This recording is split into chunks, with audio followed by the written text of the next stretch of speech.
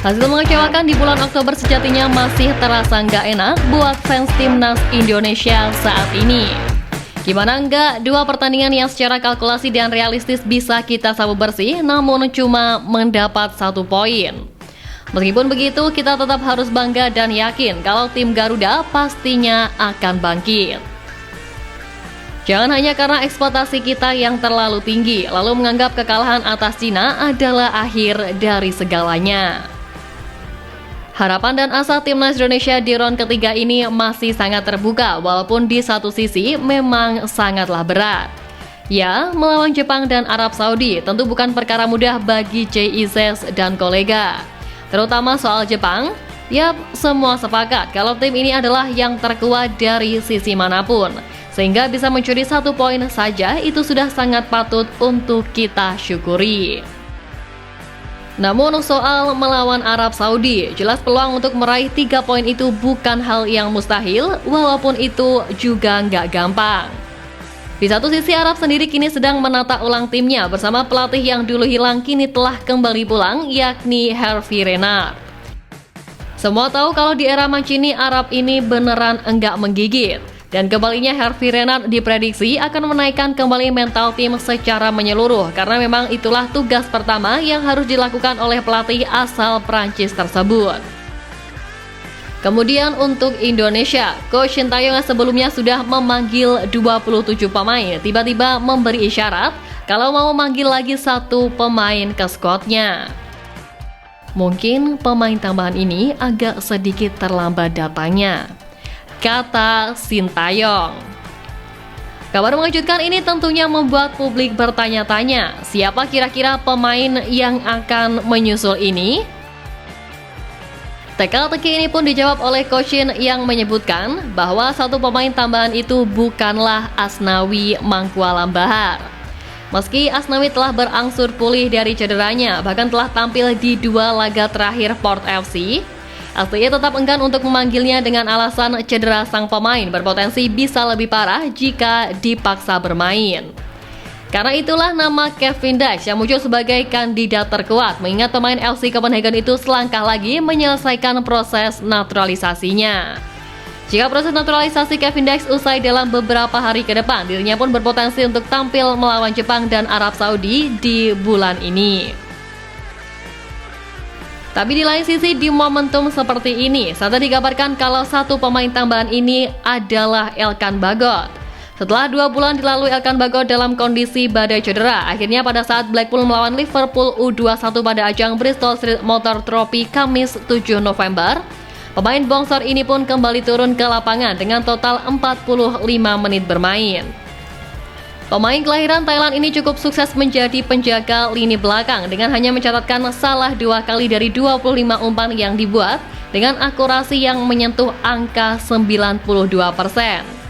Kembalinya performa apik sang pemain ini juga bersamaan dengan jelang berlangsungnya laga timnas lawan Jepang, di mana sang pemain mengungkap kegembiraannya usai mendapatkan kesempatan comeback sebagai starter bersama Blackpool FC. Membagikan momen comebacknya di Instagram dengan caption, "Senang rasanya kembali ke lapangan lagi," membuat sebagian netizen Indonesia berharap ketegangan antara Elkan dan Sintayong segera berakhir. "Kami merindukanmu Elkan, tolong kembali ke timnas Indonesia," tulis beberapa netizen di kolom komentar unggahan Elkan. Jika menilik ke belakang, diketahui bahwa Elkan Bagot terakhir kali bermain untuk timnas Indonesia di ajang resmi saat kalah dari Australia di babak 16 besar Piala Asia 2023, tepatnya pada 28 Januari tahun ini. Sejak saat itu, bek berusia 22 tahun tersebut tidak lagi memperkuat timnas Indonesia senior Aswan Sintayong, yang mana hingga saat ini pun disinyalir karena hubungan keduanya sudah tidak harmonis lagi. Awalnya, Elkan Bagot tak memenuhi panggilan STY untuk laga playoff Olimpiade Paris 2024 antara timnas Indonesia U23 versus Guinea untuk menggantikan Justin Hubner dan Rizky Ridho yang absen. Namun, Elkan Bagot tidak mengindahkan panggilan STY sehingga sang pelatih asal Korea Selatan itu diduga kesal dan tidak pernah lagi memanggilnya ke skuad Garuda. Prinsip kedisiplinan yang dipegang teguh oleh Coach Shin ini bahkan sampai membuat Elkan Bagot tak diberi kesempatan sama sekali hingga laga terdekat ini. Tapi setelah comeback apiknya, Elkan Bagot justru mendapatkan pujian dari mantan pemain timnas Irlandia Richard Court usai dinilai bermain sangat solid saat melawan Liverpool.